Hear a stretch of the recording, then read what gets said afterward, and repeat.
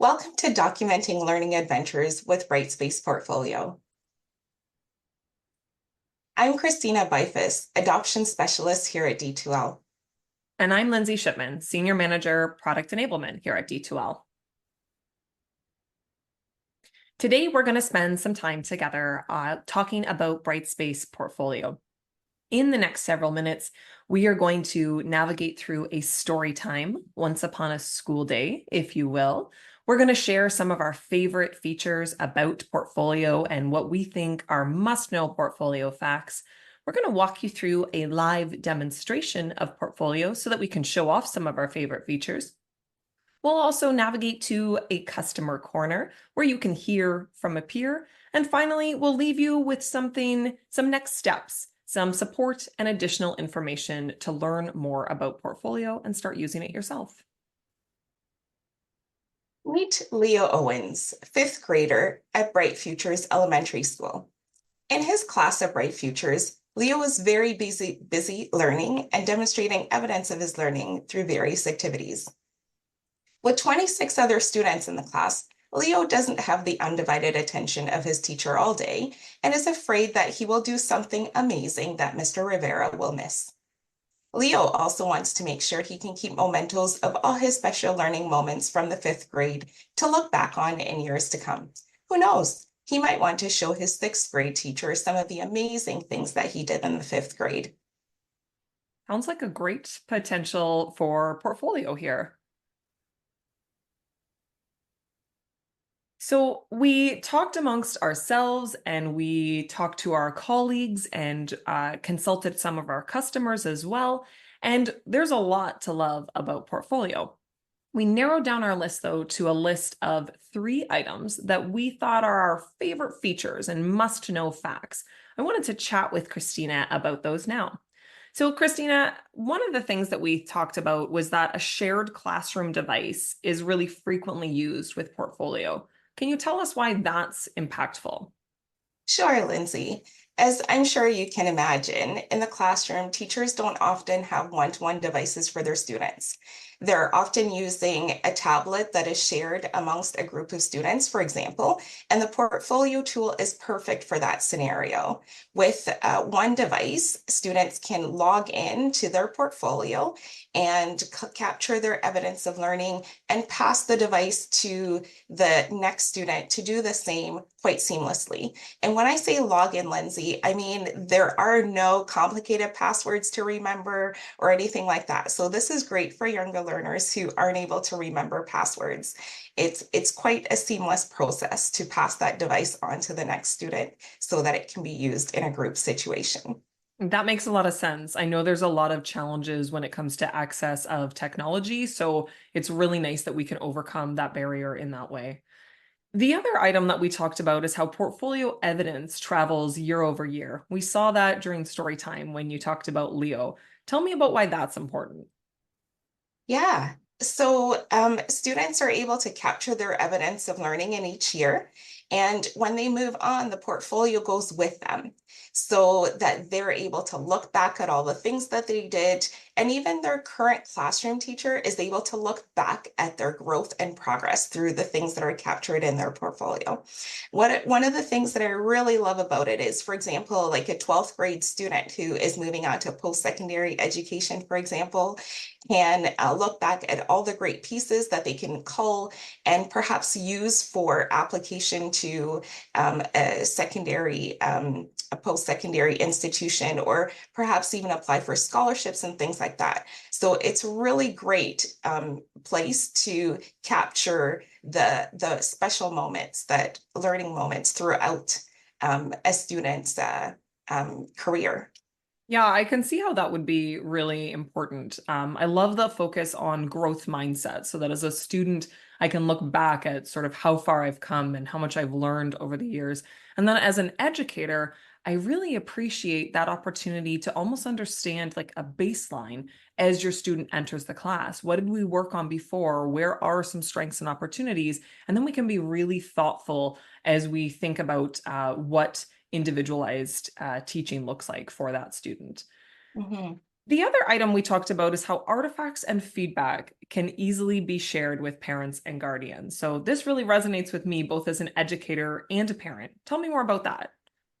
Yeah, so when students upload evidence of learning to their portfolio and they are reviewed and feedback is provided on them by the educator, with a click of a button, the educator can share out that piece of evidence along with their feedback to the parents and guardians. And this just provides parents and guardians with a window into the classroom. You know, in the evening, perhaps while they're having dinner and they say, you know, what did you do at school today? And this kind of gives an opportunity to spark those conversations because Yeah, often we get, you know, as a parent, I nothing. know, yeah, Yeah, exactly. yeah. So this really provides parents and guardians with that opportunity to get a window into what their child's been learning all day. Oh, I love that so much. It makes me feel really excited to think that I have almost a conversation starter. Absolutely, I have too. That answer is nothing, and it's difficult to go on when you're not really sure what happened. So that window into the classroom is really critical for me, and has really helped fuel some conversations and make sure that we're supporting educators at home too, which I think is really important. So those are just a few of the things that are really important to us and some items that hit our list of our top three. We would like to encourage our audience or our viewers watching today to think about what your favorite portfolio feature is.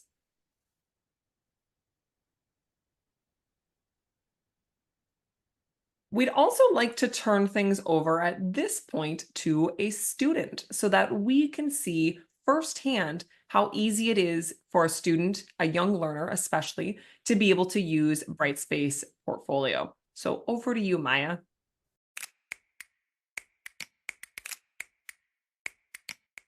Hi, my name is Maya. I've been using Brightspace Portfolio to take pictures of my schoolwork for my teachers while I'm learning at home. Some of my friends were asking how to do this, so I wanted to share this video to show everyone how to do it. So first you're going to go to the Portfolio app and it has the leaf. Then you're going to click on the blue camera. Then after that, you can take a picture of your work. Once you do that, you click on the little square that has that picture. Then it'll appear like this. You'll click on it. It says add a title. And I'm going to quickly punch in my title, which is Stitch Art. So then there's this blue microphone button that you can tap to talk about it. So you can say a short note for it, and I'm going to do that quickly now. Hi, Madame. I hope you like this Stitch Art picture. It is Stitch and Lilo with Ohana. So I hope you have a good day. Thanks. Bye. Au revoir. So then, after you do that, you can click the little arrow that goes back, or you could write down some thoughts, and then it'll appear like that. And you'll click this little cloud button, then you'll select the class folder. So then after that, you're practically done. So thanks for watching.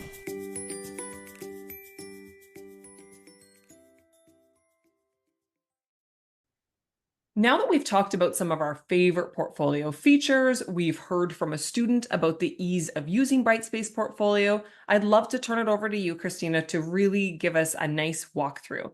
So when it comes to this demonstration coming up, we'd like to look at aligning evidence to outcomes and what that looks like in Brightspace Portfolio, what it means to categorize evidence, and then finally the process of sharing with parents and guardians. Over to you. Thanks, Lindsay. Let's pop over into a Brightspace portfolio. Here we are in Mr. Rivera's class where we have Leo Owens. And this is what the dashboard of the portfolio looks like for Mr. Rivera. He's able to see all of the students who are in his classroom and all of the portfolio evidence that they have submitted. With a quick overview, I can see that Leo has submitted two pieces of evidence, and one of them has been shared with the parents and guardian, and there are no unapproved evidence for Leo at this time. Let's click into Leo's portfolio. Here we see the two pieces of evidence, and we're going to take a look at this one, my family. By clicking on it, Mr. Owens is able to see the artifact that Leo submitted and the audio reflection that goes with that artifact. And if Mr. Owens was having Mr. Rivera was having a conversation with Leo, for example, he would be able to capture some written reflection here on Leo's behalf based on conversation that he's having. Down at the bottom here, using categories that can be set up at the school level or the class level, Mr. Rivera is able to categorize this, which is a really great feature because he can pull all of the pieces of evidence that are under that category later on. Over on this side, we can see that Mr. Rivera is able to provide feedback to Leo on this piece of evidence. He can attach a rubric and also align outcomes, expectations, standards to this piece of evidence. And again, with a click of a button, share this piece of evidence with parents and guardians of Leo. And as you can see here, this has been shared, but the default setting is off. And with a click of a button, Mr. Rivera is able to share that piece of evidence with parents and guardians. So I love that. So we can see how we can align that evidence to outcomes, probably really important as we think about tracking and even progressing towards report card time. We can categorize that evidence to really make sure that the themes that we're focusing on throughout the year are cemented in the stuff that our students are doing. And then that's sharing with parents and guardians, which we already know I am a big fan of. There is one other item that I'd love to point out on this screen. Can you tell me what that educator only button does? Absolutely. So by expanding this, you can see that Mr. Rivera is able to put a private note on this piece of evidence. And the private note is for his benefit. So as the educator in the room, he may want to make some notes that Leo and Leo's parents would never see on here. Furthermore, as we click in here, we can see that it's expanded to say visible or not visible, and the default is not visible. But by making this visible, what Mr. Rivera is actually doing is making this private note comment visible to other educators he collaborates with to support Leo. That's great. I know, especially in those younger years, sometimes there's a team teaching environment. So being able to kind of have this as a bit of a conversation between yourself and a peer is probably really powerful. Thank you so much. So we've heard from a student, we've talked about our favorite features, we've done a little behind the scenes demo from that educator point of view. We would love to turn it over now to Jenny so you can hear from a peer. Okay, I'm Jenny Sainer, and I have been teaching in WRDSB for 24 years, and probably about 16 of that is kindergarten, and probably the rest of it will be kindergarten because I love this age group.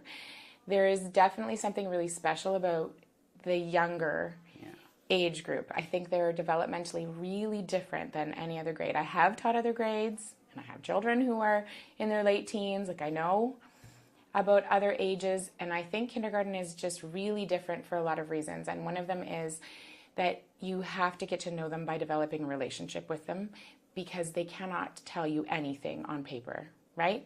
When there's no way for them to let you know what they know in the way the rest of the school system uses. They can't type anything into a computer, right? Like some of them, you're still learning to understand what they're saying because their speech isn't fully developed yet, right? Like it's very different. And so that definitely ties into why this kind of documentation app is super important to me. Well, it's really important for me to have ways to take pictures and just have quick, easy snapshots about what they're doing that will remind me later for lots of different reasons. So like I said before, so I can look back on it for when I'm planning the next week. If I can scroll through and see easily what kids have been doing and what they've been interested in, then that informs my planning for what's coming next. Also, for assessment purposes, I can look through and I can scroll back in time and see how they've progressed or made growth really quickly and easily by looking at pictures. And I can pull it up when I'm writing report cards to have specific examples about how children are demonstrating the curriculum expectations, which is, of course, important, again, because we're not measuring them against a standard. We want to know specifically what they're doing. Yeah. And a picture's worth 1,000 words, right? Like, and we don't have time to write 1,000 words. Like, that's another big thing in kindergarten is it's very busy, hands-on all the time, always being interrupted. So it has to be super easy and fast to document what they're doing, because otherwise it's gone and it's over and you've missed it, right?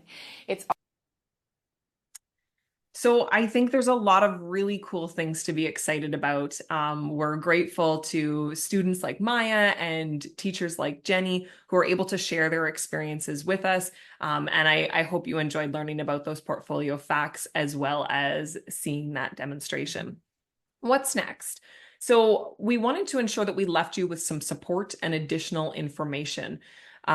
You can get a lot of additional information from us and then collect or connect with your peers and other D2Lers by navigating to the Brightspace community. There you will see lots of documentation, helpful documentation and tips that have to do with portfolio and other Brightspace tools.